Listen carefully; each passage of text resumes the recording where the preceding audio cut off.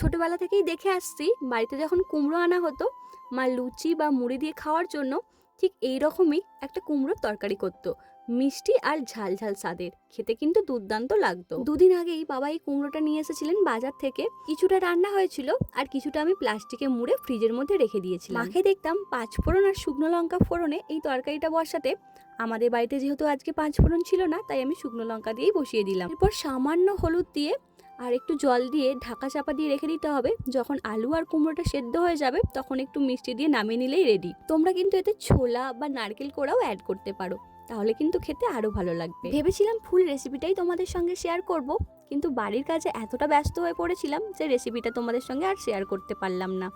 যাই হোক, এখানে আমি খেতে বসে পড়েছি আর দেখতেই পাচ্ছ কুমড়োর তরকারিটা কিন্তু আমি নিয়েছি। একটু ফ্যাকাসে লাগছে রোদের জন্য। আর এই প্রেগনেন্সি পিরিয়ডে আমার এত পরিমাণে চুল উঠছে সেটা বলা বাহুল্য। তাই আমি এখানে দুটো পেঁয়াজ নিয়ে নিয়েছি, পেঁয়াজের রস বার করেছি, তাতে চিনি মিশিয়ে মাথায় মাখছি, এরপর শ্যাম্পু দিয়ে ওয়াশ করে নেবো। তাহলে হয়তো দেখবো বাচ্চা হওয়ার পর আমার মাথায় আর একটা চুলও অবশিষ্ট নেই।